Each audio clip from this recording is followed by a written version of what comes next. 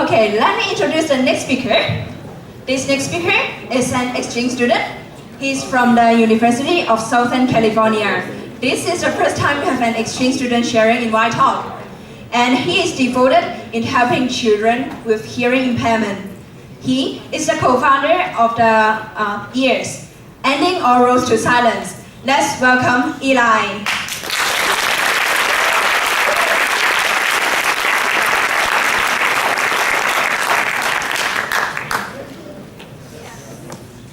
This is pretty cool.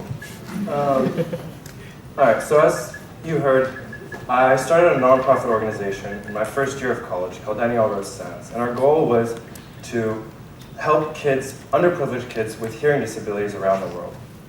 And I really believe that development of the organization affected me way more than any class, and I learned way more from that than any class I've taken at university or here. So first, quick introduction. I'm from Los Angeles, California. I am one of 4 kids, and I'm the oldest.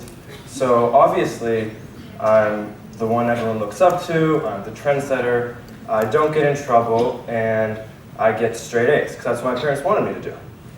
That didn't happen.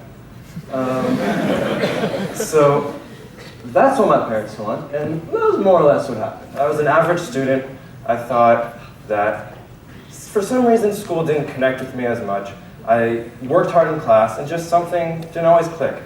I was more interested in exploring, traveling, playing sports, chasing girls, things like that. But in addition, I had to justify this somehow and find ways that I actually benefited and kind of contributed to society. So I was a leader of organizations, I was a captain for soccer teams, stuff like that. Because when I had to come home and show my parents, I had to say on my report card, I'd be like, well, let's see. I ended up telling my parents a quote that they exactly told me, so I was kind of lucky. And I want you guys to think about this. I've never let schooling interfere with my education, by Mark Twain. And when you think about this, first of all, he's a hilarious looking guy. So, he actually is smart. But what does he mean?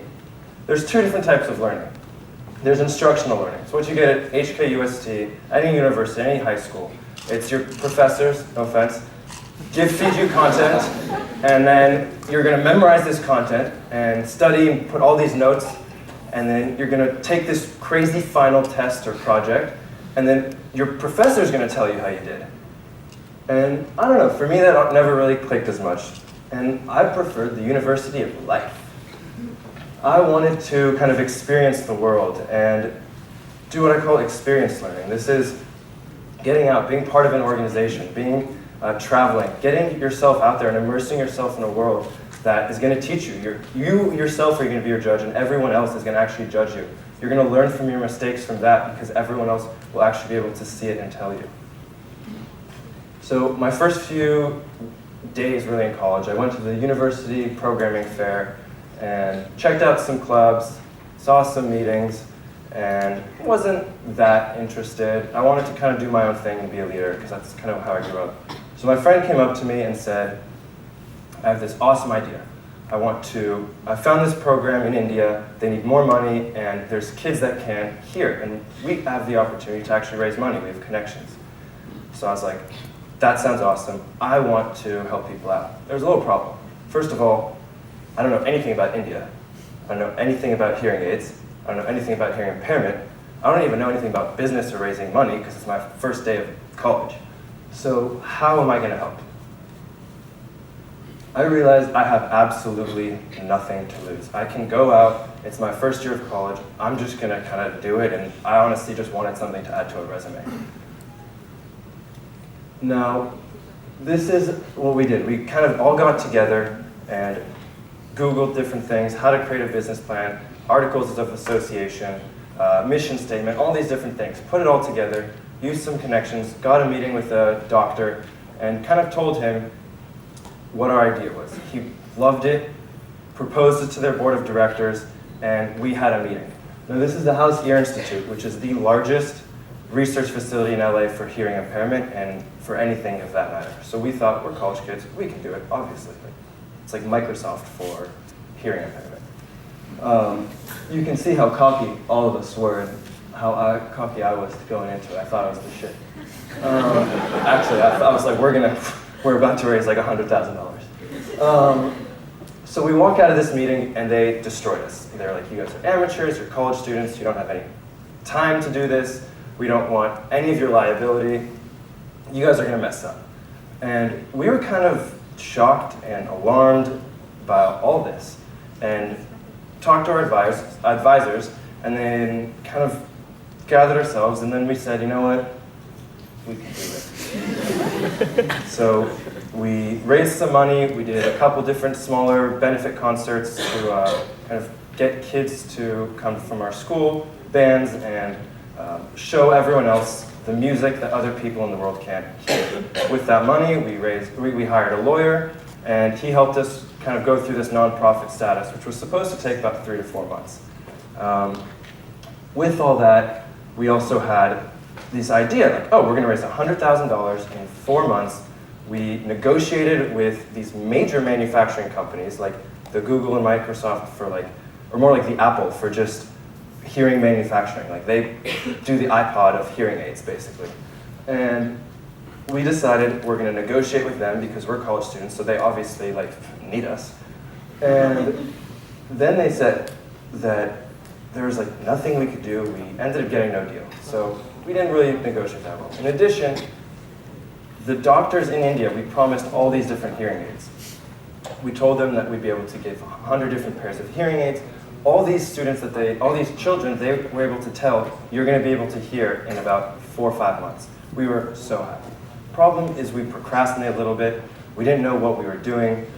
Bunch of different mistakes that you would learn that if you mess it up in school, you get a B, you get a C, you get a D. But if when you mess it up in life, the real problem is that you're affecting other people. You're not just affecting yourself. And you have to kind of keep this in mind. Because when we failed in the end and weren't able to raise the $100,000 and weren't able to donate the money to these kids who had been hoping and dreaming, we got an F minus. We didn't just fail. Because failing is when you yourself fail. But we have failed for everyone else. We failed ending all roads to science. We failed all these people, and we were devastated. 2 of the members of our organization actually left.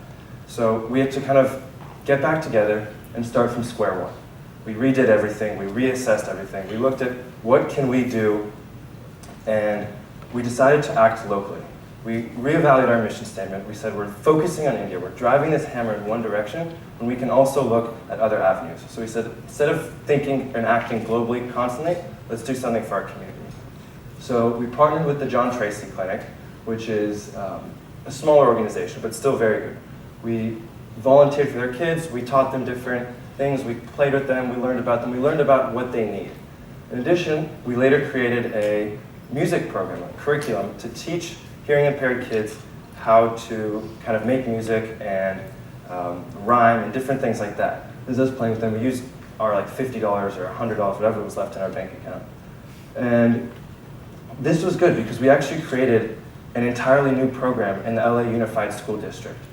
They started and actually rejected our idea, and at the end of this, they decided to hire people who actually can sing and play music to carry out this program instead of us. So we were like, we did it. 4 months later, we got the letter from the US government telling us that we actually became a nonprofit organization. So we were able to give tax deductions and all that. Within 4 months, marketing, fundraising campaigns, we raised over $25,000. And actually, when we told which wasn't the $100,000, that's still a long-term goal. But when we did this, we actually told the doctors, and they were thrilled. They actually were able to tell the kids, and we actually succeeded. So that's what it was. We were able to help these kids and give them hearing. So what I kind of want to impart with you guys now is a couple little lessons, and this is it. No matter how many times someone's going to say no to you, and I'm sure you've heard this a bunch of times, it's the yeses along the way that are actually going to make the difference. Because we were told, not only by ourselves, by our family, by countless institutions, even by our failures, each no is a failure on your own part, that we weren't going to be able to do it. But a couple of these yeses along the way were the reason that people were able to hear, and these children are now able to hear. And that's what is really the success for us, and that's the change that happens in the world. The next thing is you have to be realistic while being unrealistic. So we were unrealistic the entire time, at the beginning. We thought we were going to raise $100,000, we could go through this entire year and a half, 2-year process in 3-4 months. We thought we were invincible. And we had these crazy goals, which you should aspire for. But you have to take realistic steps to actually reach these goals. You have to say, this is what I want to go for, and on my way, I'm going to have to do X, Y, Z. And you can't promise $1 million to these people, because if you fail, it's not just failing yourself, again, it's failing everyone. And lastly, learn how you learn. You know, when you think about this, you're learning, like, what is learning? Learning is actually kind of getting up and helping yourself after you fail. You fail and you change. How are you going to change? That's what you need to learn. You're not learning math in school or calculus. You're learning how you're going to better yourself as a person, how you're going to actually get up and succeed after tons of people or tons of obstacles have stopped you. That's what's actually important in life, and that's the things that we actually had to learn. So we learned how to learn from our mistakes. And lastly, a little cheesy right here, I'm not going to lie, but consider this little branch here your university, your parents, your family, your friends, all these different things. You're the caterpillar. And they're all important. You've stuck with them all your life. They've helped you. You've grown. However, now you're at university and you're eventually going to become an adult. So you need to use this. You need to use your connections in university to actually propel yourself off. Use the organizations. Use your friends. Use your teachers. Use your family that's there to support you. And when you do this, you're going to actually transform into an adult that can take on the world and that will actually make a change in the world. So the last thing I want to just say is go out, fail. Please fail. Don't just hope you don't fail and succeed. Literally go fail, because that's how you're going to learn in the future and change the world. Thank you.